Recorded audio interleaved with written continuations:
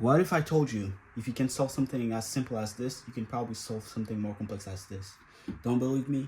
Then still stay till the end of the video. My name is Evans, and in this video we're gonna learn how to solve quadratic equation. First, let's define what's a quadratic equation, right? So a quadratic equation is basically an equation that has something to the squared, so for example, x squared plus 9 equals 0. Don't forget the equal sign, because that is what makes an expression turns to an equation. This would be a quadratic equation because it has the square sign on top of it. So let's like solve something simple to start. Let's just say we have x minus 9 equals 0, right? So just like a normal equation, you add 9 to both sides, which is going to equal x squared 9 equal 9, right? And the opposite of squared is square root, right? So we just square root both sides. In this case, square root both sides, which is just going to equal x equal, don't forget this, when you square a number, it's always plus or minus the result. So square root of 9 is going to equal 3, so it's plus or minus 3, right? It's plus minus 3. Don't forget this sign, okay? So now let's talk about more complex quadratic equation. First step you need to do when you're trying to solve a quadratic equation is always to set the equation equal to 0. So you need to set equal to 0, right? And then you need to factor the expression, the equation given. So let's take this for example, right?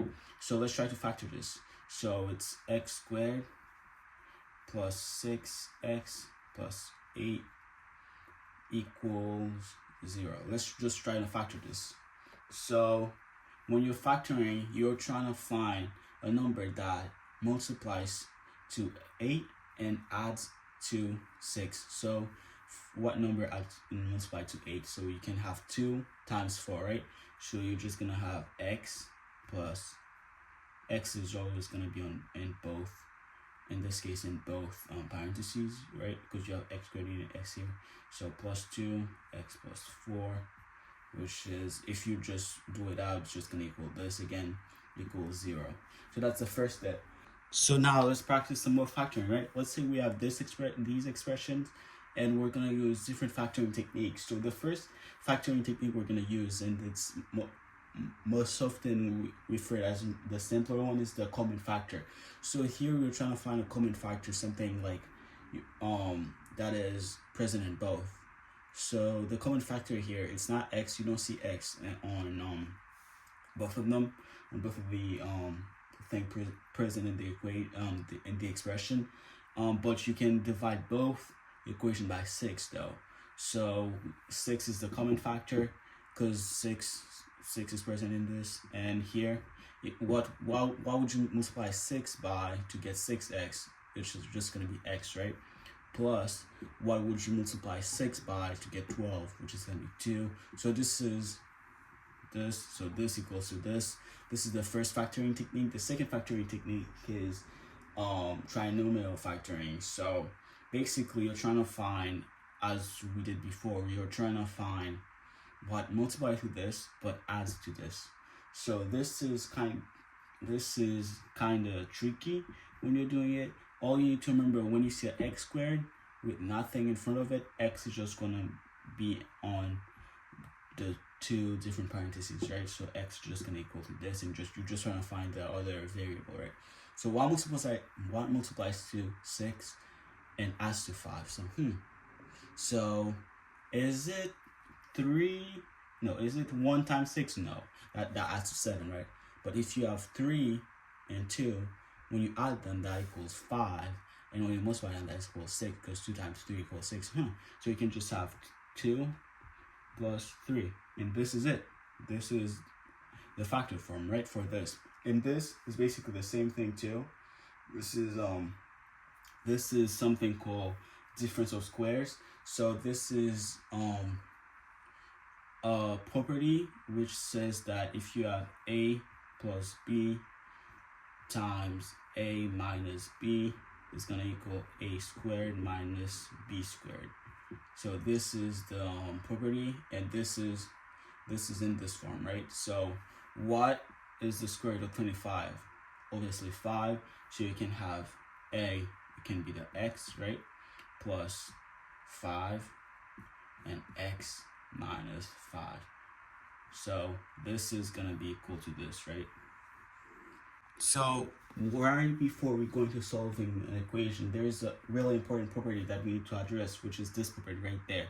A plus b times a plus, let's just say c plus d equals 8. And this property states that if this is true, this is also true.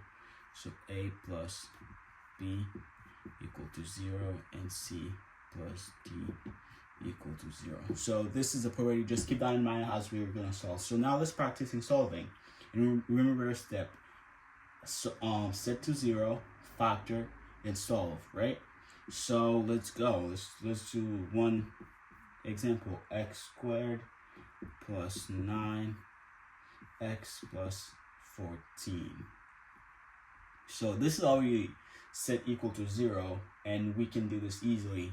So what multiplies to 14 and adds to 9? This is going to be, let's do this. It's going to be 7, right? 7 plus 2 equals 9, and 7 times 2 equals 14. So it's just going to equal x plus 2 times x plus 7 equals 0.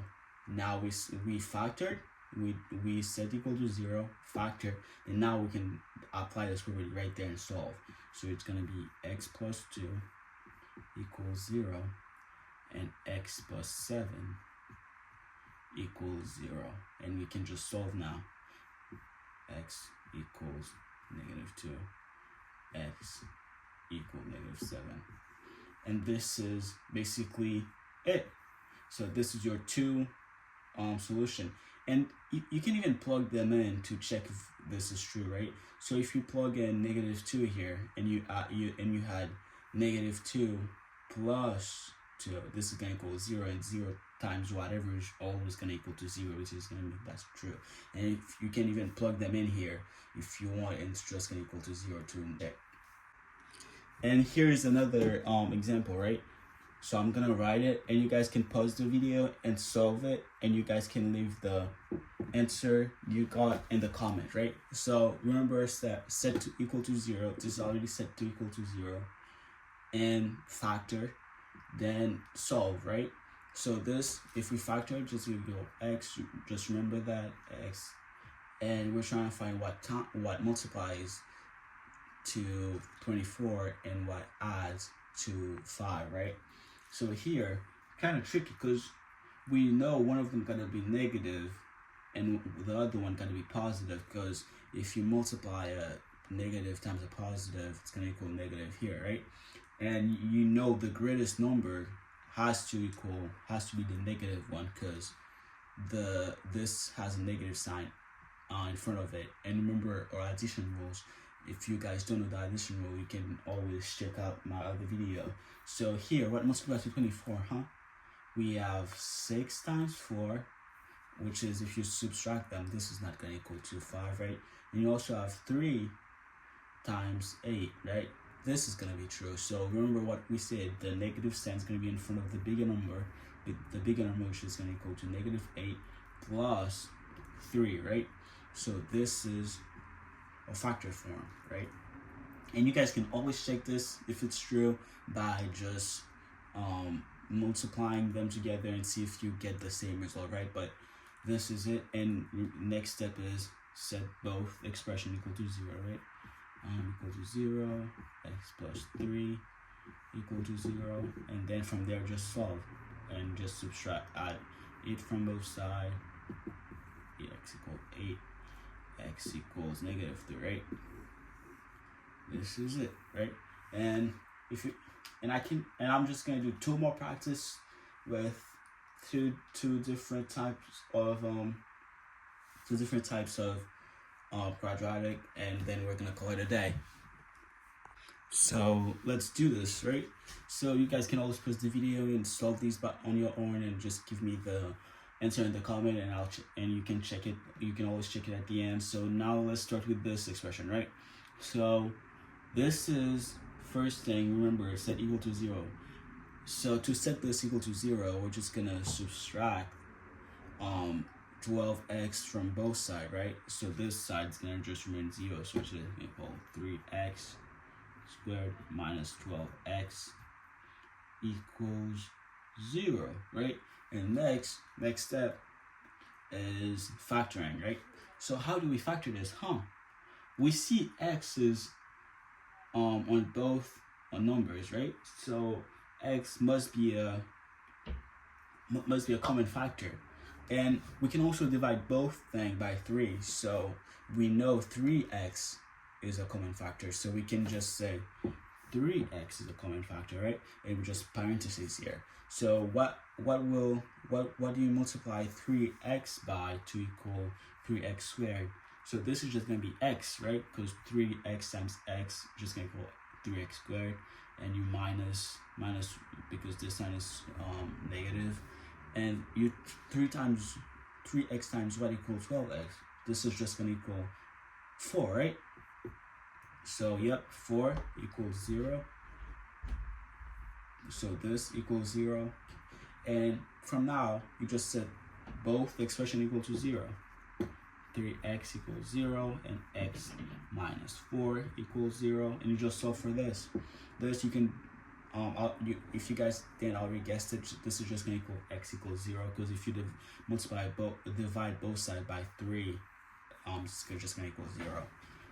And here we're just gonna add 4 to both sides, which is just gonna equal x equals 4. Perfect. So this is the two final answers for this equation, and this is kind of similar too. So let's say you add x squared plus 6x equal -8, right? First thing, set equal to 0, right? We're just gonna add 8 to both sides plus 8, so it's gonna equal x squared plus 6x plus 8 equals 0. Then factor. Now, how can we factor this? I think you guys probably guessed it already, because we've done a problem similar to this before. So this is just going to equal x plus 2, x plus 4, right? And then remember, next step, set both expression equal to 0, and plus 4 equals 0. Then x plus 2 equals 0. We're just gonna remove 2 from both sides. It's just gonna equal x equal -2, right? And this is the same. Remove 4 from both sides and -4. And this is it. And if you guys need any help with any other topic, don't hesitate to just comment that in the comment section, and see for our next video. Don't forget to also like and follow with my strange follow sign. Thank you guys.